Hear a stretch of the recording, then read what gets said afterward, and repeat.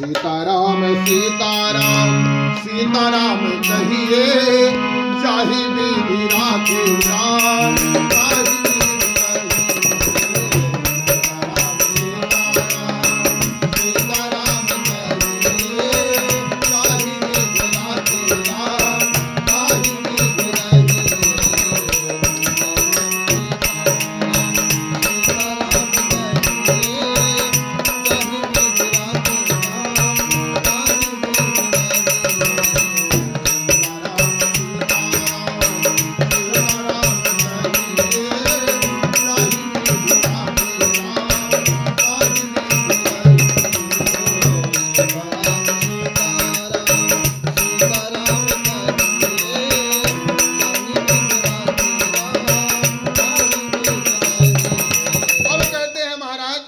साधु वैश्य जो है अब आगे की ओर प्रस्थान करते हैं और बहुत धन देख करके बहुत प्रसन्न होते हैं और कहते हैं दामाद जी से कि महाराज अपने नगर में चलना तो किसी को बताना नहीं कि हम जेल में बंद थे, क्योंकि किसी को मालूम नहीं है। देश चोरी परदेश भीख।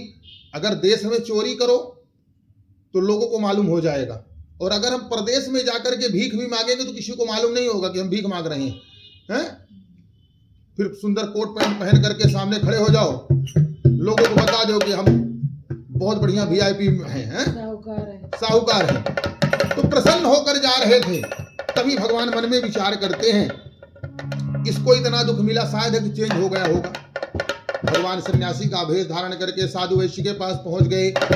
अब जैसे ही साधु वैश्य के पास पहुंचते हैं तो साधु वैश्य से पूछते हैं महाराज आप कहां से आ रहे हो और कहां की ओर जा रहे हो, और सबसे बड़ी बात तो यह है कि आपकी नौका में क्या है। साधु वैश्य मन में भयभीत होने लगे, महाराज अनेकों वर्षों के बाद तो जेल से छूट करके आए और एक मुसीबत और सामने आ गई।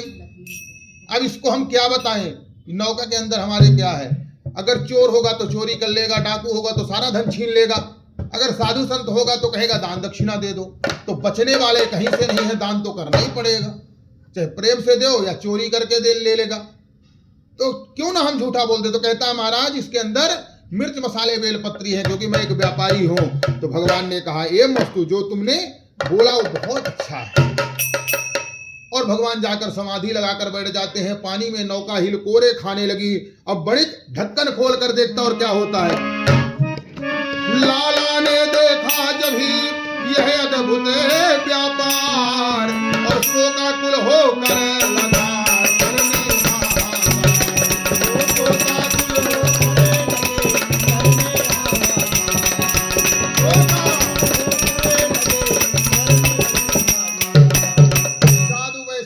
रोने लगे, क्योंकि नौका के अंदर कुछ भी नहीं बचा, सिर्फ मिर्च मसाले बेल पत्री भरे हुए।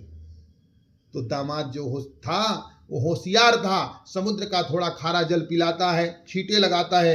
जब साधु वैश्य को होश आया तो साधु वैश्य से कहता है महाराज उस सन्यासी ने श्राप दिया होगा, अगर सन्यासी ढूंढने में मिल जाए तो हमारे दुख दूर हो जाएंगे। और दोनों मिलकर के सन्यासी को ढूंढने लगे। भगवान समाधि लगाकर बैठे हुए तो भगवान के चरणों को पकड़कर रोने लगे। तो भगवान कहते हैं साधु वैश्य रोने से कोई मतलब नहीं, क्योंकि कहा सुना तो साधु यह कैसा है उपचार, और शादी देखे चेतना।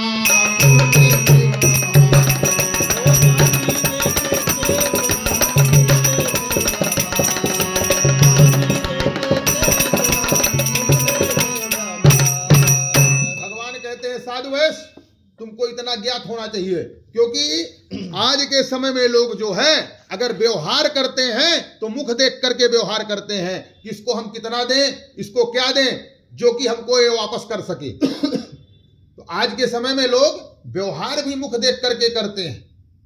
उसी प्रकार से तुम्हारी आदत है, खाली तुमको धन से प्रेम है, तुमको भक्ति नहीं है, श्रद्धा नहीं है, कुछ भी नहीं है, खाली तुम भगवान की सेवा करते हो, जो भी करते हो।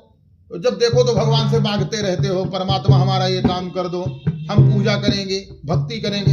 अरे भगवान की सेवा करो, निश्चल होकर सेवा करो, परमात्मा अपने आप ही देगा। अनेकों प्रकार से भगवान डांट फटकार जब इस प्रकार से कहने लगे तो साधु वैश्य शर्माते हुए मुख नीचा करके भगवान के सामने एक ही चीज कह रहे हैं, महाराज मैं आपके प्रभाव को नहीं जान पाया, मेरे अपराध को क्षमा करिए।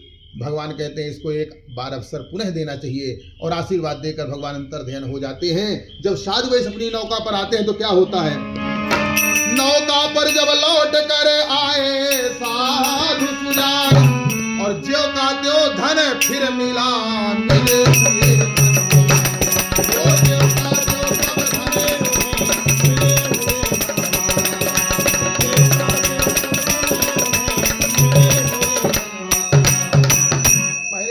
धन को पाकर के साधु वैश्य वहीं ब्राह्मण को बुलाते हैं और भगवान का पूजन करते हैं। पूजन करने के बाद अपने नगर की ओर प्रस्थान करते हैं और जैसे ही नगर के समीप में पहुंचते हैं तभी मल्लाहों ने कहा, महाराज आपका नगर दिख रहा है, आपके आगमन की खबर हम जाकर के आपके घर में बताकर आते हैं। उस समय लीलावती और कलावती भगवान का पूजन कर रही थी। तभी मल्लाह जाकर के समाचार सुनाते हैं कि साधु वैश्य आ रहे हैं, उनके पास में बहुत सारा धन है। तो लीलावती कलावती भगवान का जब पूजन कर रही थी तो लीलावती कहती है, बेटी जल्दी से भगवान का पूजन संपन्न करो और तुम्हारे पति तुम्हारे पिता आ रहे हैं, मिलने के लिए चलना चाहिए, क्योंकि कहते हैं उनके पास बहुत सारा धन है। तो मेरे लिए क्या लेके आए हैं और तुम्हारे लिए क्या लेके आए हैं, चल करके वहीं देखेंगे और मिलेंगे। तो कहते हैं, आतुर हो अज्ञान बस भूल गई सब ज्ञान और पूजन के भगवान का रहा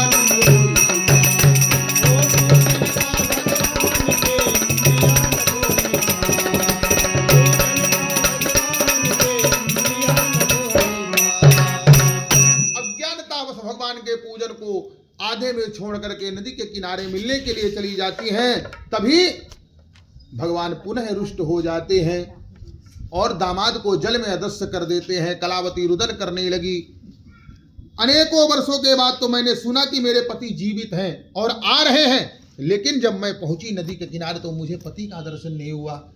मेरे पति जीवित नहीं है, फिर मैं जीवित रह के करूंगी क्या। जैसे ही सती होने के लिए तैयार होती है तभी आकाशवाणी होती है, साधु वैश्य तुम्हारी पुत्री जो है प्रसाद का निरादर करके आई है, अगर घर जाकर के पूजन करेगी तो इसके पति का इसे दर्शन अवश्य होगा। अब कलावती आकाशवाणी को सुनकर दौड़ती हुई घर को जाती है, पूजन करती है, प्रसाद ग्रहण करती है। फिर जब नदी के किनारे पहुंचती है तो उसके पति का उसे दर्शन होता है। साधु वैश्य अपने पत्नी और पुत्री के साथ में घर में आकर के हर एक पूर्णिमा के दिन भगवान का पूजन करते हैं। पूजन फल से निज जीवन में वे रहे सदा ही सुख पाकर, संसार त्याग कर अंत समय में लोग